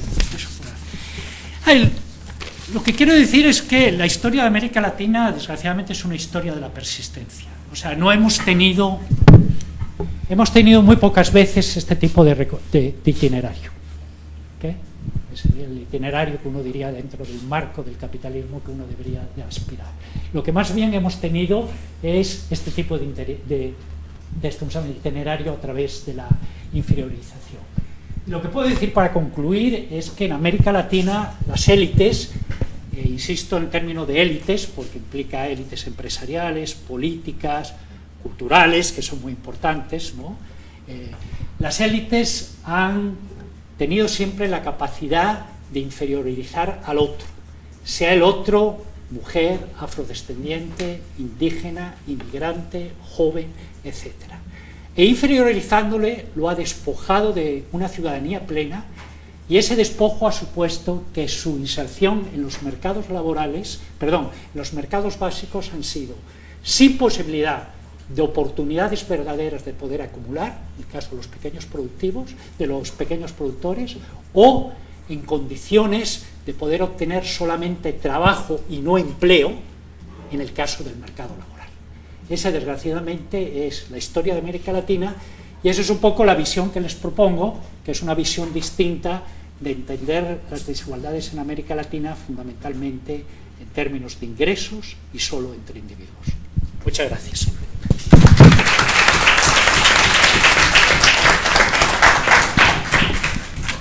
Bueno, pues gracias, Juan Pablo. En fin, como podrán comprender, el papel de comentarista, cuando se tiene esta riqueza, digamos, conceptual, este panorama histórico, metodológico y empírico tan amplio, pues no resulta fácil. Algunas de las preguntas y cuestiones que yo quería plantearle a Juan Pablo las desarrolló a lo largo de su presentación. Entonces me voy a limitar a un par de cuestiones, o tres quizá. Una, por un lado, creo que evidentemente uno de los aspectos originales de este trabajo es este rescate y reinterpretación y reconceptualización de la tradición radical, ¿no? Que efectivamente cuestiona las propuestas al uso y las explicaciones en relación con la desigualdad. Creo que en esta perspectiva el tema de la centralidad del poder es un eje importantísimo. El tema de la articulación de la acción de los individuos y la resolución o no de esas diferencias con respecto a las clases sociales también me parece que es una parte muy original del planteamiento. Pero a mí lo que me llamó, en lo que pude leer del libro, que no fue absolutamente todo, pero sí una parte importante, lo que me llamó mucho la atención es que, a pesar de que el planteamiento es clases sociales, procesos de individualización, en buena parte del texto se habla mucho de lo que comentó al final Juan Pablo, que es este papel de las élites. Y él lo mencionó, pero a mí me llamó la atención. Bueno, ¿cuál es el secreto de las élites? No de la élite, sino de las élites, en plural, de América Latina. ¿Cómo se constituyen? Yo sé que es una pregunta muy general, pero me parece que sí es parte, digamos, importante de la explicación que él da. Y en ese sentido, también hubo algunas referencias al final a lo que pasó en Bolivia, etcétera, con el reconocimiento de algunos de los pares categóricos. Y en ese sentido, ¿hasta qué punto el tránsito de dictaduras militares o de regímenes autoritarios a regímenes democráticos, no le quiero poner adjetivos, ¿no?, pero hasta qué punto esa situación novedosa en algunos países, no tanto en otros, etcétera, hasta qué punto eso afecta o no el dominio de las élites, ¿no? Esa sería una primera pregunta. Segundo, me parece muy interesante que en medio de este orden neoliberal dominante haya estas experiencias post-neoliberal, ¿no?, que se refieren en el campo del reconocimiento, por ejemplo, de lo indígena en Bolivia, Ecuador, en Venezuela, en el campo de las condiciones de explotación, lo ocurrido en Brasil, ¿no?, con el aumento del salario mínimo, formalización, lo ocurrido en Argentina, etcétera. Sin embargo, no deja de ser llamativo que en el campo ya no está, en el campo de las condiciones de explotación sean los países del sur, digamos que no son los países más pobres, los que tienen logros, y en el campo más político-cultural, ¿no?, del reconocimiento de estos pares categóricos, concretamente de los indígenas sobre todo, sean Bolivia, Ecuador y Venezuela los ejemplos más importantes, ¿no? Entonces, creo que sí es llamativo y sí es interesante, y creo que en el texto se explica en alguna medida por el papel de los sindicatos, pero me parece que ahí sí hay, no es una pregunta en sí mismo, creo que es una cuestión que podría reflexionarse, ¿no? Y en ese sentido, ¿hasta qué punto estos avances o este procesamiento de las diferencias, esta neoformalización en este periodo post-neoliberal, es un asunto que llega para quedarse o es un asunto coyuntural propiciado por una fase de crecimiento, ¿no?, en los países, en la década del 2000, en los países sobre todo en Brasil y en Argentina, Uruguay, etcétera, ¿no? Tengo más preguntas, pero no quiero abusar. Y la última que haría es, se habla de una fragmentación de la estructura productiva, polo globalizador, polo excluido y una franja intermedia, dices tú, de la que sabemos poco, que es la de las pequeñas y medianas empresas. Pero a mí me da la impresión que tú mismo anticipaste una respuesta acerca de qué es el polo, la franja intermedia, cuando dices que los emprendedores son emperdedores. ¿No será que esa franja intermedia es la de esos emprendedores que a duras penas logran salir adelante, llevar a acumular capital, crear empleo, etcétera, etcétera? Por mi parte, esto, las otras las preguntaré en otro momento. O si quieren, bueno, yo planteo estos temas, podemos abrir a 3 preguntas en principio.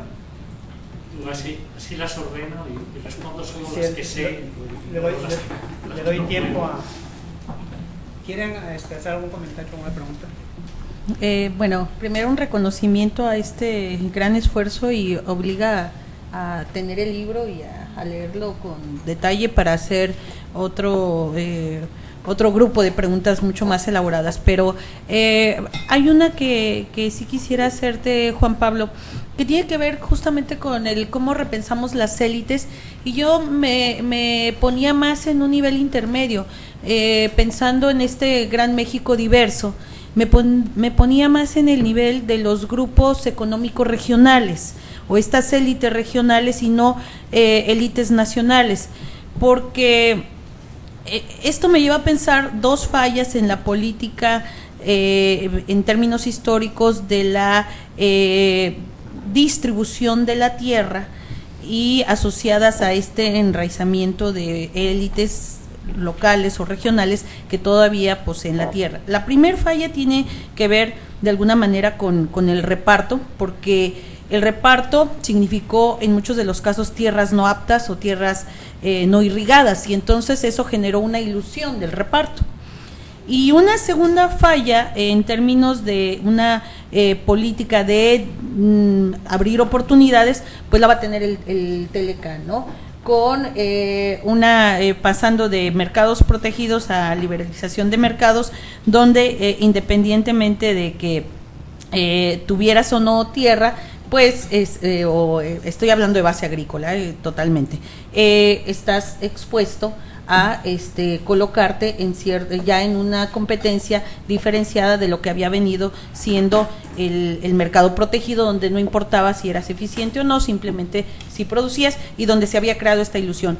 Pero entonces, ¿quiénes van a ganar en esta segunda vuelta o en esta segunda política? Pues van a ganar nuevamente estas élites locales o regionales, estos grupos económicos, y que además se logran afianzar en términos territoriales, y que tienen como base la organización incluso familiar, donde no es una élite sin actores, sino son élites regionales donde participan hombres, mujeres, hijos, generaciones que van reproduciendo este mismo modelo también de exclusión, pero a nivel territorial. Entonces, plantearte este asunto más en un nivel de intermedio regional. Tito. Por favor, Tito Carrillo. Por supuesto que hay que leer tu libro, pero de lo que has dicho me surge una pregunta, sobre todo porque mencionaste a Aníbal Quijano. Más alto, Tito, por favor.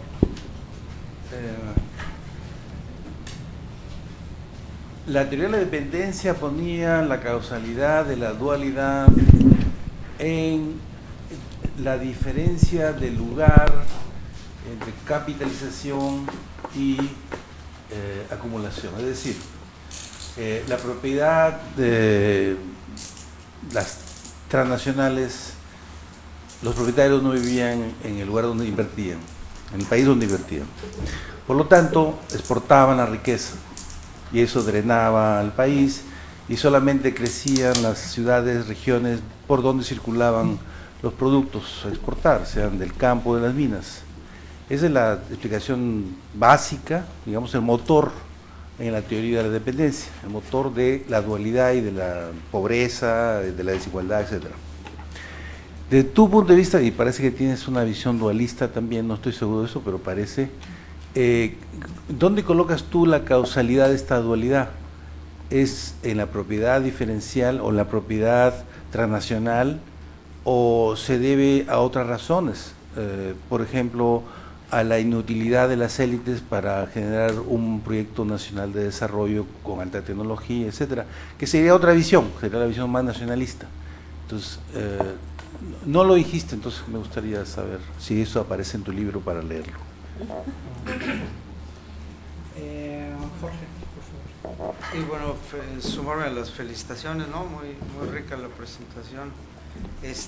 Mi pregunta es, no sé si más que si podrías hacer una reflexión sobre la mirada de los tipos de capitalismo en América Latina y la gobernanza, pensando mucho en esto, discusión que ha habido de varios años de los gobiernos de derecha y de izquierda y cómo están afectando en este caso con el tema que nos traes, ¿no?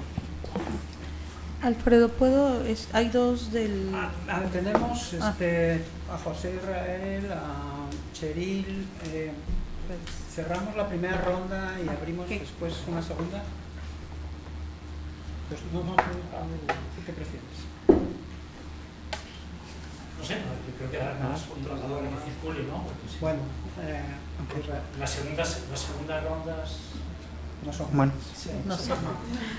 primero una felicitación por su libro, doctor Pérez, por haberlo presentado aquí en Tijuana primero.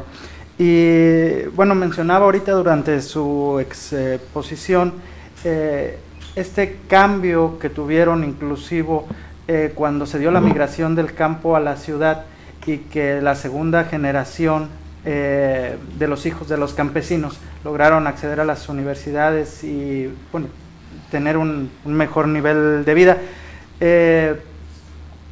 Tomo esto como referencia para preguntarle, Salvador Cobo liga mucho lo que es la migración internacional al cambio en la movilidad ocupacional, ya sea intrageneracional, es decir, el cambio en la jerarquía que ocupa en la posición laboral durante un lapso de tiempo, o la intergeneracional, que sería la posición que ocupa en relación a sus padres. Particularmente se está estudiando aquí en el Colegio de la Frontera Norte lo que es la migración de retorno y las competencias laborales que adquirieron los mexicanos que pasaron gran parte de su vida en Estados Unidos antes de ser deportados por medio de una migración forzada, y al llegar aquí vienen con estas nuevas competencias laborales. La pregunta es, ¿realmente hay una posibilidad de que todo ese capital que adquirieron, ese capital laboral, sea aprovechado para que haya una movilidad en esta nueva configuración que nos presenta en esta charla? Y eso sería por una parte, y por la otra sería preguntarle respecto a este concepto precisamente de competencias laborales que es manejado por la Organización Internacional del Trabajo, que considera más allá de lo que es simplemente el conocimiento técnico de alguna actividad que realizas, sino la posibilidad de realizar con éxito la actividad gracias a otras competencias, como pudiera ser la dirección, ¿no? La buena dirección, y que no es nada más el conocimiento puro. Sí es vigente, y sobre todo esto relacionándolo con esta diferenciación que nos hace entre trabajo y empleo.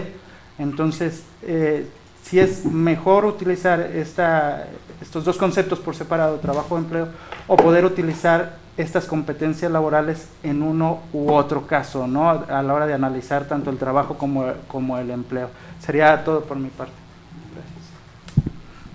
Sí, bueno, un comentario y una pregunta. Bueno, en principio me parece muy interesante esto de cuestionarnos la interiorización de las desigualdades y la repolitización de lo social, ¿no? Como que creo que es algo de las cuestiones de fondo.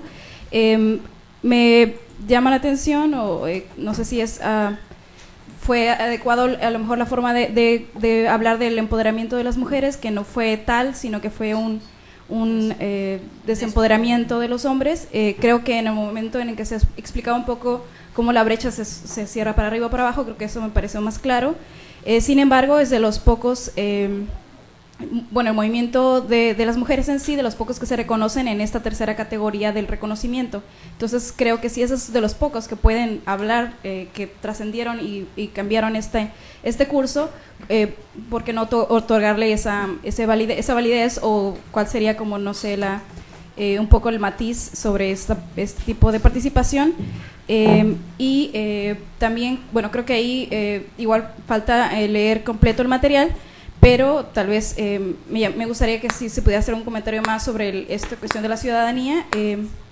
Y finalmente, también se menciona en el material como si podemos estar a la expectativa de un segundo momento rusoniano, como se maneja, de un capitalismo humanizado. ¿A qué se referiría con este capitalismo humanizado? Y si tendría que ver con esta también perspectiva de un capitalismo social, y cómo sería si esto fuera posible. Bueno, bien, Juan Pablo. No, bueno, es un poco tarde. Sí. Bueno, la última. Hola, buenas tardes, doctor. Yo revisé su libro, leí la introducción, la conclusión y algunos capítulos, y no lo desarrolla a profundidad. Ahorita como que lo quería mencionar, pero no tuvo la oportunidad, sobre el post-neoliberalismo y el post-capitalismo. Hablaba de esta utopía, como siento que su propuesta de ojalá nos pudiéramos perfilar hacia allá, y menciona algunas naciones que ya están tomando estas acciones. Me gustaría saber cuáles son estas acciones que usted ve que se perfilan, y si de verdad, yo siento que no, yo siento que quizá el desempoderamiento pudiera hacerse más grave en lugar del reempoderamiento que nota ahí. No sé si pudiera desarrollar al respecto. Es todo, gracias. Gracias, Lili. Voy a leer dos preguntas de la red de los ciberescuchas. Uno de un visitante de la Maestría en Desarrollo Regional, un alumno visitante, que es Hamsel Palavicini, que dice: en América Latina se ha cuestionado la desigualdad como un resultado de los intereses de los gobernantes que llegan al poder bajo el consenso de los grupos élites. ¿Es esta reciprocidad entre gobiernos y élites una dinámica natural para mantener una jerarquía económica, o es simplemente el resultado de una conformidad social de los pueblos? Y otra persona que nos dice, es un hombre que dice: me gustaría una reflexión de su parte en este sentido. Actualmente, en términos de las desigualdades, hemos pasado de la utopía del buen migrante, entre comillas, a una generación, entre comillas, del desarraigo de los migrantes por su lugar de origen y o de destino.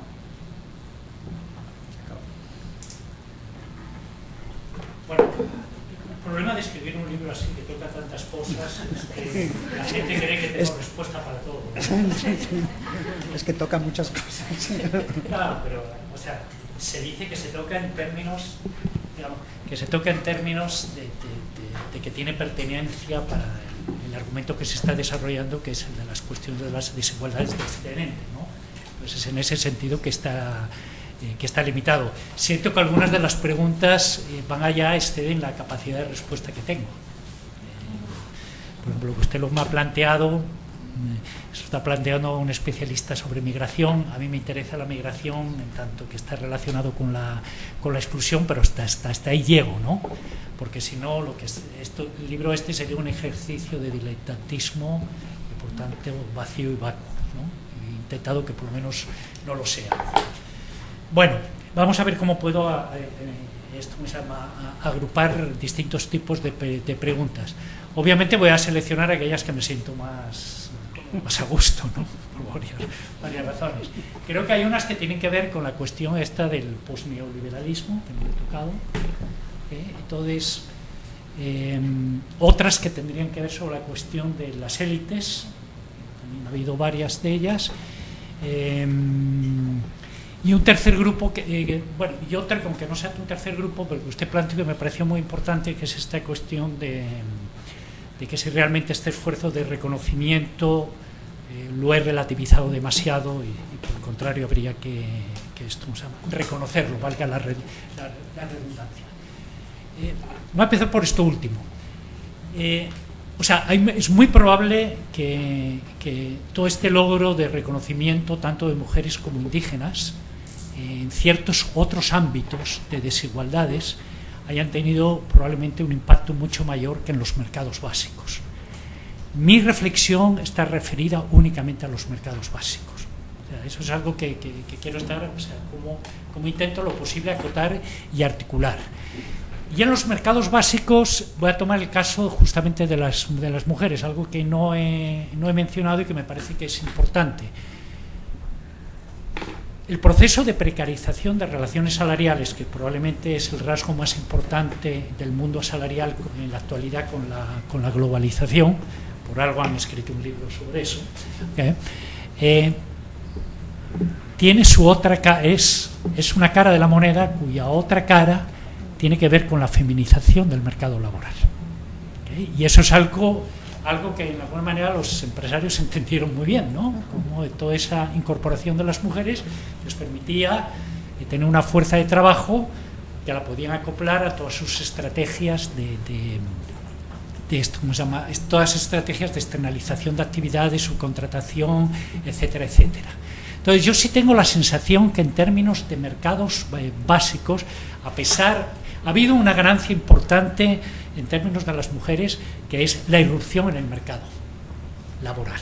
O sea, el problema de la segregación primaria en el mercado laboral deja de ser al finales del siglo XX, deja de ser un problema para las mujeres.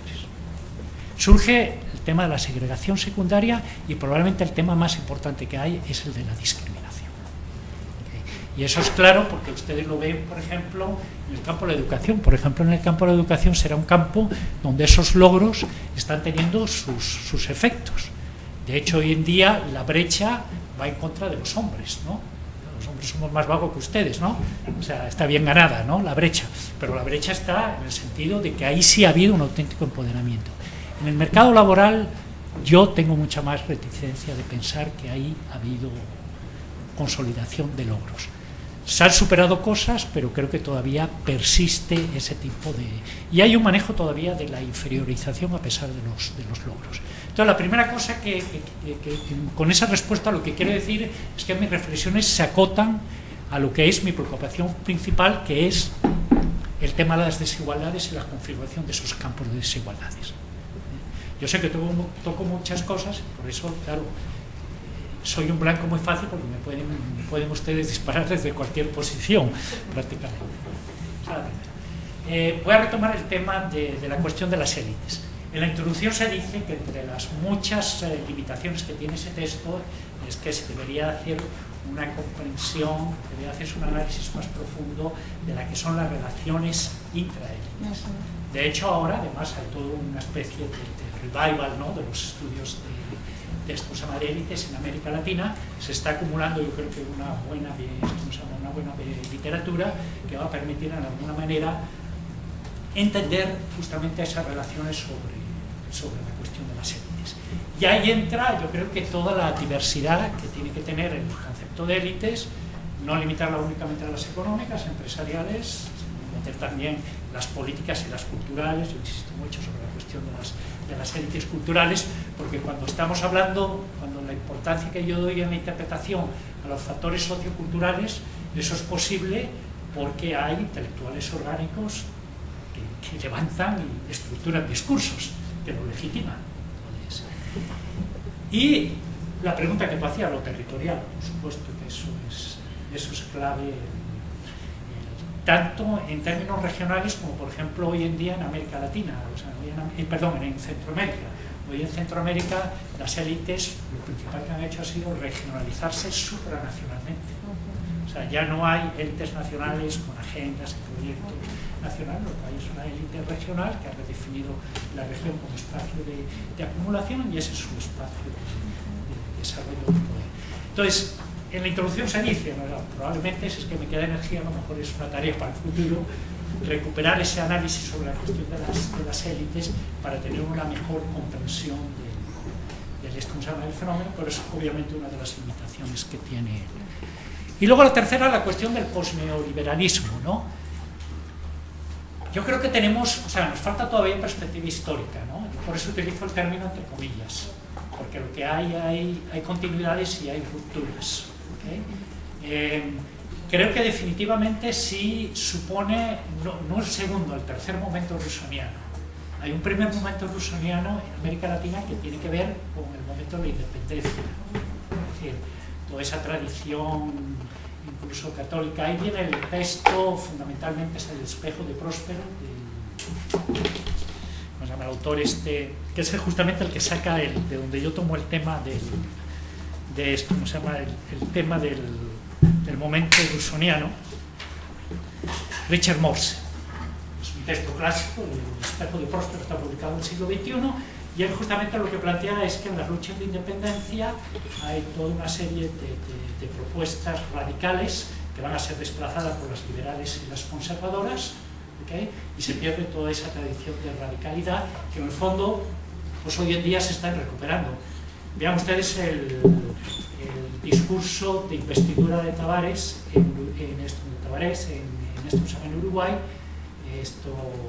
reivindicando a Artigas, el famoso caudillo de la banda oriental, hay autores que consideran que la primera reforma agraria que hubo en América Latina fue la distribución de tierras que hizo justamente Artigas. Entonces hay una recuperación de eso. Es un tercer momento russoniano, ¿no? Ahora, digamos que eso se va a consolidar o no en una nueva etapa del capitalismo con cara humana. O sea, es que creo que es parte del reto, que tiene que ver mucho de cómo se reinvente la cuestión social. Y ahí me remito a la reflexión de Robert Castell cuando definía de qué era la cuestión social para Robert Castell. Era justamente la humanización del capitalismo y la domesticación de los mercados. Esa es la definición de cuestión social que hace Robert Castell. ¿Está sucediendo eso? Sí y no. y ya doy un poco ahí a los logros del posneoliberalismo. Me parece que el posneoliberalismo ha conseguido una cierta desprecarización en los países del Atlántico Sur. O sea, cuando uno mira esto se llama el cambio en la legislación laboral que hizo el kirchnerismo, la recuperación de los consejos salariales en Uruguay y sobre todo la política laboral del PT, del gobierno del PT, en eso ha habido logros en términos de desprecarización. Si en algunos países podemos hablar de desprecarización, son en esos países. Les doy datos sobre un indicador que sería el del salario mínimo. La OIT elabora un índice con base al año 2000 de 100 y a partir de ahí ve la evolución del salario mínimo. Para no inventar datos, los tengo aquí. En el caso de Uruguay, a ver dónde se trepa hasta aquí está. En el caso de Uruguay, ese índice se trepa hasta 256.1, más del doble. En el caso de Brasil, 201.7, doblaron el salario mínimo. Miremos a dos países que son estandartes del neoliberalismo. Colombia. En el caso de Colombia, es solamente 121.2. Y he dejado para el final México, que es el más. 101.8. O sea, el salario mínimo nos ha tocado en términos legales. Y yo creo que ahí se muestra diferencias y esto se llama logros. No ha habido, mi interpretación es que ese tipo de desprecarización no ha sido la misma en el otro grupo de postneoliberales que lo que llamo yo el grupo andino. Y para mí el papel lo juega fundamentalmente la diferencia el actor sindical.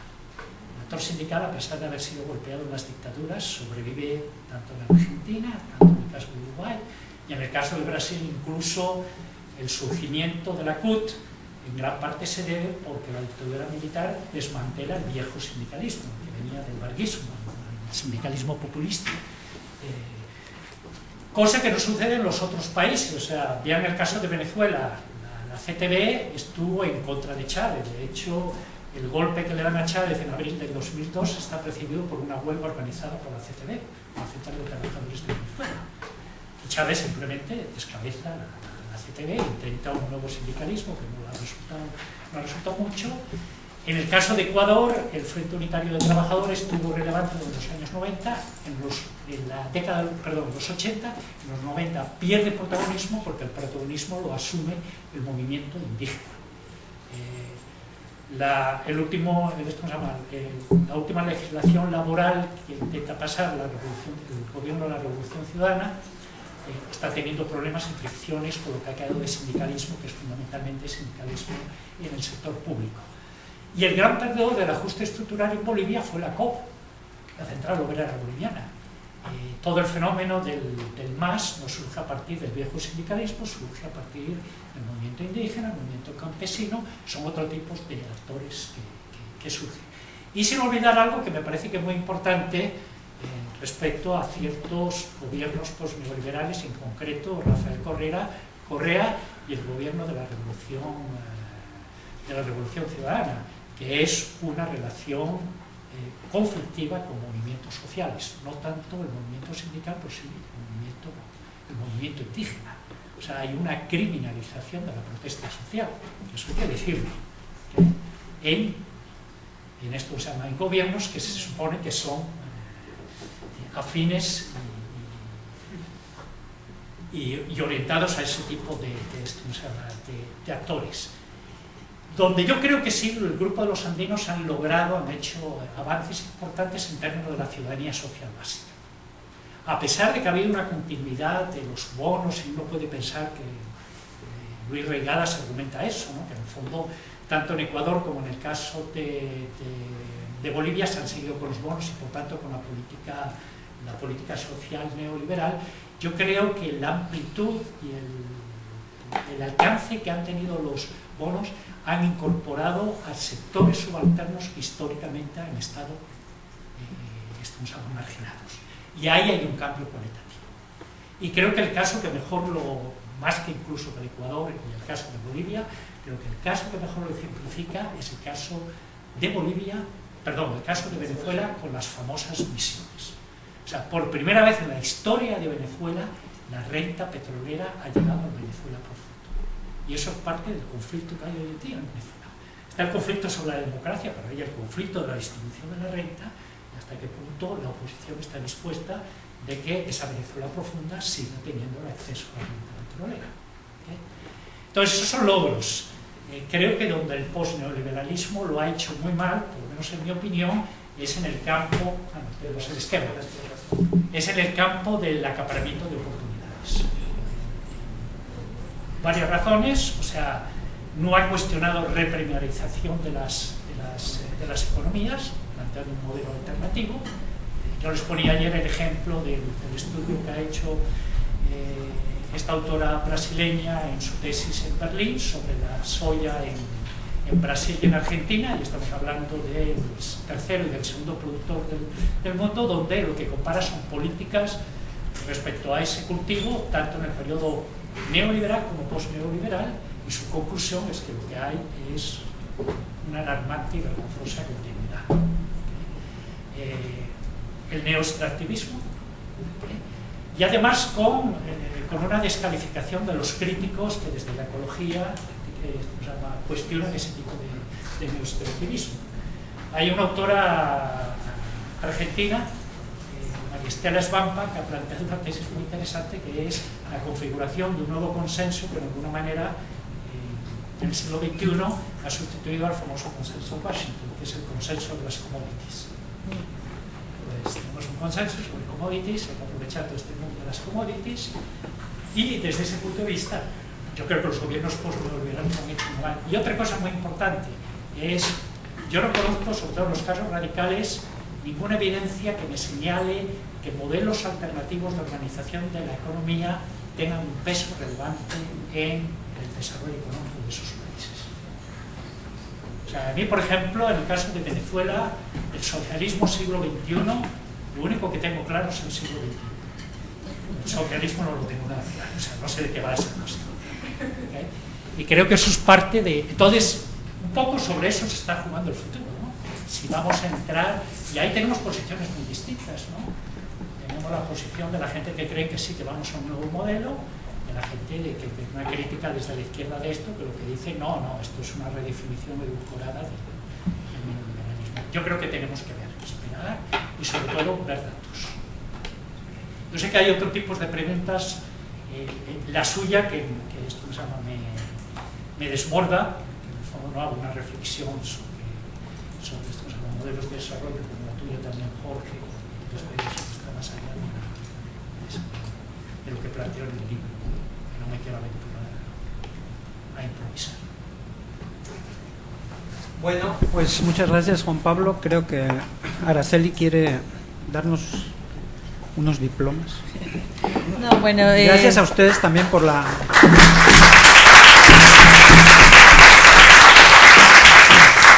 Gracias por la atención y por las preguntas y por los comentarios.